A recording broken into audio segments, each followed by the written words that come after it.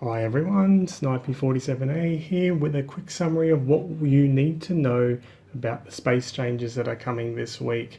Now I've done a lot of static testing on weapons, abilities and traits, however I've done little testing on exotic damage builds, so I'm really sorry that I'm not going to speak too much about science and exotic during this video, but I'm going to cover a lot of other things. Now, partly because getting teams together in Dribble has been a bit of a challenge, and with Cryptic making constant changes that particularly impact Psi Exotic has made things a lot harder. Also, this video is generally for PvE, and it does focus on what has changed from DPS builds now currently on holodeck, so let's get to it.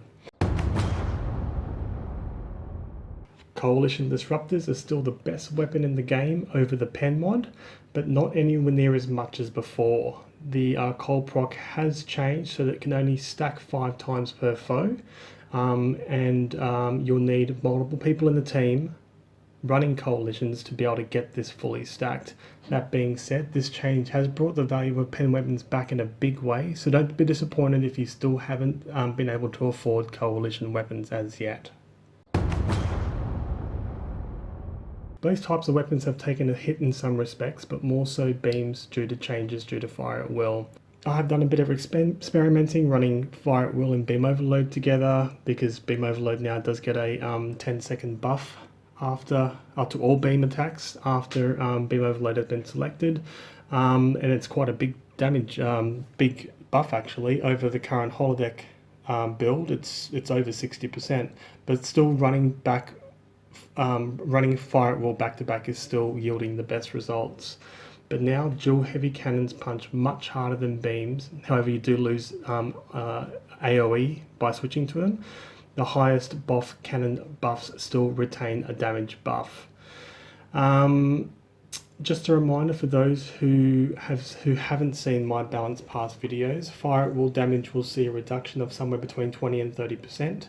The post overload, beam overload 10-second buff to beams, like I said before, it's over 60% over the build that's currently on holodeck, but that's still about 40% less than fire at will 3 active.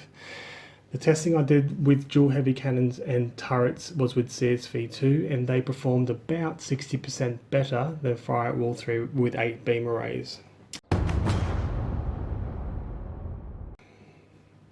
The gravimetric torp is definitely one that has received some attention in the balance changes and is more potent than it ever was. All torpedoes generally perform better in the balance pass, but as Odin Knight will say, I'm just a torpedo scrub, so my testing has been limited on them. In a static test in a Hive Elite equivalent, I was able to do 30k DPS from just the gravimetric torpedo alone with high yield. There isn't really any change here. Damage mods are still the main tactical mod, and Crit D the main mod for Science and Engineer. Please note though, the differences here are small, and min-max builds and players see the benefit here the most. General players spending loads of EC on the perfect mods without focusing on their piloting will be wasting their EC.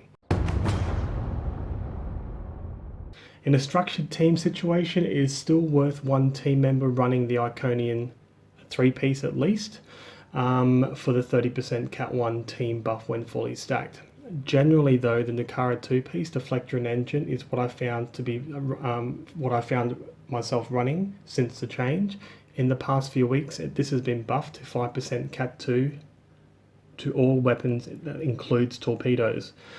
I've also been running the Terran Warp Core and Singularity Core for the extra power on a Romulan, and the +5 to the hard cap of all subsystems on the Warp Core versions.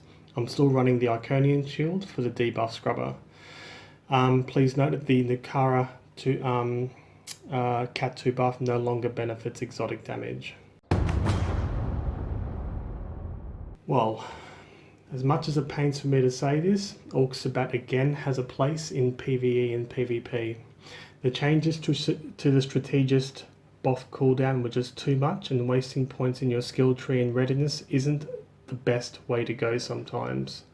But one thing these changes seem to have given us are options, so a Zemok build and a Reciprocity build also do have a place if used properly.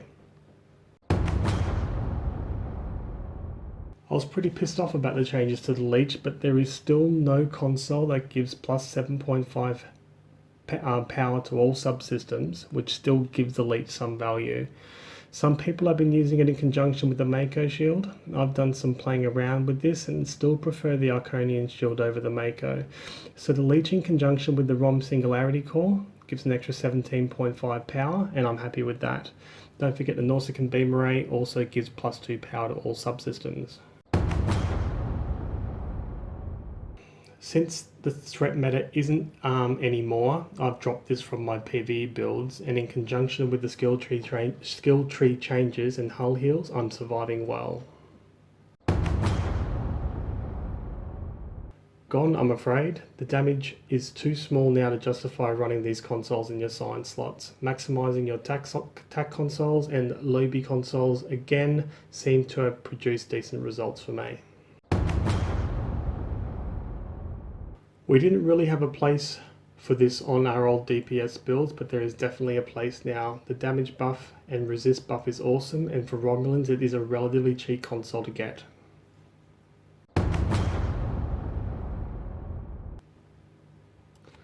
For Romulans, the Valdor console has become relevant again. Of course, you'll need to do DPS to get good healing from it, but from my run so far, it made it so I don't need a shield heal anymore. All types of pets, particularly frigates, now perform awesomely. In my testing with my Narcene and Narcene frigates, I got 24k DPS just from the pets in an ISA run. And for ships with pets, there is now a reason to run Wing Commander, the Wing Commander trait again. Now has a 50% damage buff at 50% and scales up to 100% at 0 hull, and it's all category 2 damage. Only lasts for 15 seconds, but now has a 45-second cooldown. So this is an increase from 37% damage buff at 50% or more, but it has been scaled back at 0%. Attack Pattern Alpha now only lasts 20 seconds, and has a 90-second cooldown. So you're going to need to tactically use Attack Pattern Alpha again instead of just spamming it. Scattering Field now gives an all damage resist buff and an all damage buff to you and your team who are in range. The damage buff is category 2. It's pretty decent. Drain. Now Drain is insanely powerful. I know this is not only size specific, but I put it in the size section to put it in the size section, I guess. Tychons and Siphon now are able to drain NPCs and players completely with relative ease. Have a look what this drain build did to me against my engineer, and my engineering abilities did nothing to stop it. I actually think Tychon's Rift is very much an OP ability right now.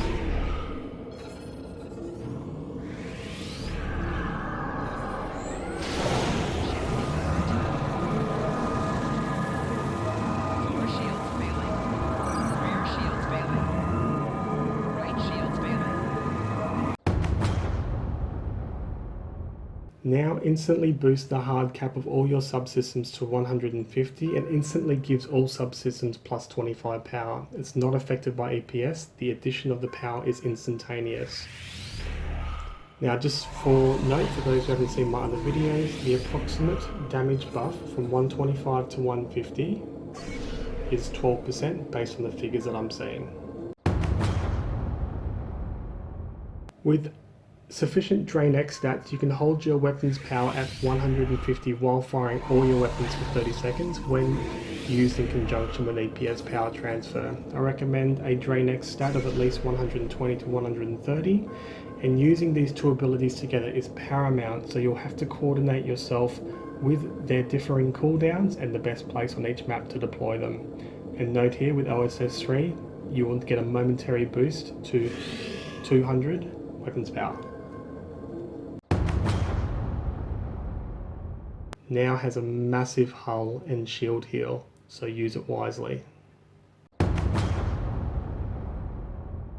So on my tactical, I was already running TAC Ultimate, so the main change for me are to move points from science into engineering, primarily into hull capacity and hull resist to compensate for the loss of the fleet buff. Sorry guys, I haven't been able to figure out a science tree yet for PvE, haven't been able to put the time to it. And engineers. Engineer, I've gone again with the TAC Ultimate, but I kept points in drain for Nadion inversion. More or less looks like the same tree as my TAC and performs really well with this type of tree.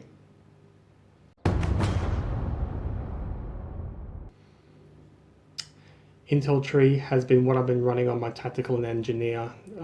Temporal tree will still make sense for a science build. Initially I moved to pilot secondary on my TAC and engineer builds, but in the past week I've been tinkering with strategist without threatening stance on. It gives extra crits as well as buffs to hull and shield regen when healing yourself. Diversionary tactics gives an all damage buff and blockades foes when active. I assume the command tree will still be best for torpedo builds. Unlikely. This change has given everyone options, and experimentation over a large variety of different builds and ships will need to take place after the changes hit holodeck. We estimate players who got around 100k DPS with say 3 plasma consoles and beam arrays with fire at will 3 should probably fall to about 60 or 70k approximately. Thank you very much guys, it's a big week in Star Trek Online.